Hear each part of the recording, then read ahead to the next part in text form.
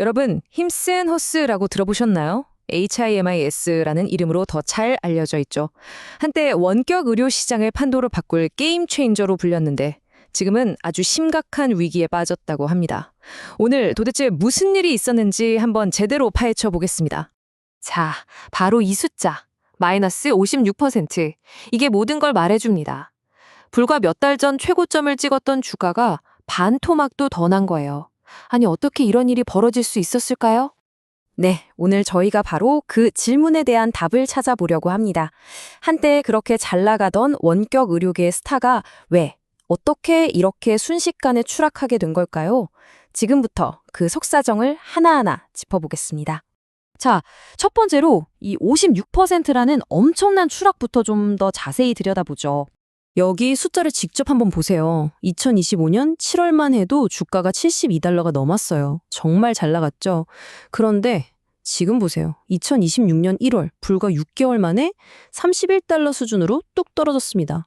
이건 뭐 그냥 반토막이 아니라 그 이상이 날아간 거죠. 정말 순식간에 벌어진 일입니다.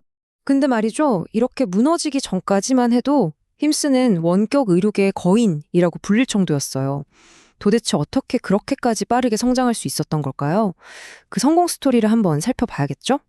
무려 240만 명. 이게 2025년 1분기 기준으로 힘쓰를 구독하는 사람들의 숫자입니다. 정말 어마어마하죠?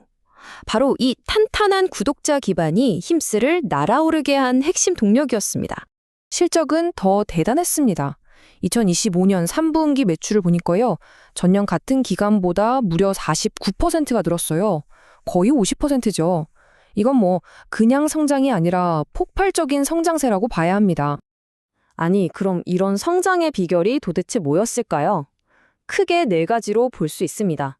첫째, AI를 이용해서 사용자 개개인에게 딱 맞는 치료법을 찾아주는 매드매치 시스템이 있었고요. 둘째, 미국을 넘어서 유럽까지 아주 공격적으로 사업을 확장했죠. 그러면서 제트바 같은 현지 회사들을 인수해서 덩치를 키웠고요. 마지막으로 당시 가장 핫했던 GLP-1 비만 치료제 시장에 집중적으로 뛰어들었습니다. 정말 영리한 전략이었죠. 하지만 여러분, 모든 성공 스토리에는 항상 그림자가 따르기 마련이죠. 힘스의 그 화려함 뒤에 숨겨진 치명적인 약점, 그 아킬레스건은 과연 무엇이었을까요? 사건은 2025년 6월에 터졌습니다. 모든 게 한순간에 무너지기 시작했어요. 바로 전까지만 해도 유럽 회사 자바를 인수하면서 이제 유럽 시장이다 하고 축배를 들고 있었거든요. 그런데 바로 그 순간 청천벽력 같은 소식이 들려옵니다. 비만 치료제 위고비로 유명한 제약사 노보노디스크가 힘스와의 파트너십을 끊겠다고 선언한 겁니다. 그 결과는요? 보시는 것처럼 한 달 만에 주가가 34%나 곤두박질 쳤습니다. 노보노디스크의 발표 내용은 정말 충격적이었습니다. 한때 파트너였던 회사한테 이런 말을 한 거예요. 힘쓰는 환자 안전을 위협하는 불법 복제약을 팔고 있다.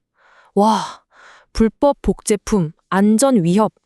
이런 단어들이 시장에 던진 충격은 정말 어마어마했겠죠. 그럼 도대체 뭐가 문제였을까요? 핵심은 이겁니다. 노보노디스크가 만드는 정품, 예를 들어 위고비 같은 약은요. 미국 FDA의 아주 까다로운 검사를 다 통과한 약이에요. 안전하다는 거죠. 그런데 힘스가 팔았던 약 중 일부는 정식 승인을 받지 않은 조제 약물이었던 겁니다. 심지어 FDA까지 직접 나서서 이런 약들 안전성 문제 있을 수 있다고 경고했으니 논란이 커질 수밖에 없었겠죠? 자, 이런 상황에서 시장은 어떻게 반응했을까요? 투자자들은 아주 냉정하게 등을 돌리기 시작합니다. 이 수치 좀 보세요. 정말 입이 떡 벌어집니다. 힘스의 유통 주식 중에 무려 35.82%, 그러니까 3분의 1이 넘는 주식이 공매도 물량이라는 겁니다. 이게 무슨 뜻이냐면요. 그만큼 많은 투자자들이 이 회사 주가는 앞으로 더 떨어질 거다에 돈을 벌고 있다는 얘기예요. 시장의 신뢰가 얼마나 바닥까지 떨어졌는지 아주 명확하게 보여주는 거죠. 그럼 전문가들, 애널리스트들은 어떻게 보고 있을까요? 사실 그 사람들 생각도 제각각입니다. 이 표를 보면 어떤 전문가는 목표 주가를 $29로 보는 반면에 다른 전문가는 $85까지도 보고 있어요. 정말 극과 극이죠? 한마디로 전문가들조차도 힘스의 미래를 예측하기가 너무 어렵다는 뜻입니다. 재미있는 건 이렇게 의견이 극명하게 갈리는데도 종합적인 의견은 보유, 즉 홀드라는 겁니다. 이게 무슨 말이냐면 지금 당장 사기에는 위험하고 팔기에는 또 아쉬우니 일단 지켜보자는 아주 신중한 태도인 거죠. 그만큼 불확실성이 크다는 걸 다시 한번 보여주는 대목입니다. 자, 그렇다면 힘스의 무리는 과연 어떻게 될까요? 혁신이냐? 아니면 무모한 도박이냐? 그 기로에 서 있는 힘스의 현지 상황을 한번 정리해 보겠습니다. 힘스의 미래를 두고 투자자들의 의견이 팽팽하게 맞서고 있습니다. 먼저 긍정적으로 보는 쪽, 이른바 강세론자들은요, 힘스만의 자산 경량화 구독 모델, 그리고 AI를 이용한 개인 맞춤 서비스가 여전히 강력하다고 말합니다. 해외 시장 확장 가능성도 높게 보고 있죠. 반면에 비관적으로 보는 약세론자들은 당장 발등에 떨어진 FDA 규제 문제, 그리고 핵심 파트너를 잃은 점을 지적합니다. 게다가 아마존 같은 거대 기업이 이 시장에 뛰어들 거라는 점도 큰 위협으로 보고 있고요. 결국 힘스가 다시 날아오르려면 앞으로 해결해야 할 과제들이 산더미 같습니다. 우선 가장 시급한 FDA 규제 문제를 슬기롭게 넘어야겠죠. 그리고 아마존 같은 막강한 경쟁자들 사이에서 어떻게 차별화할 것인지도 보여줘야 하고요.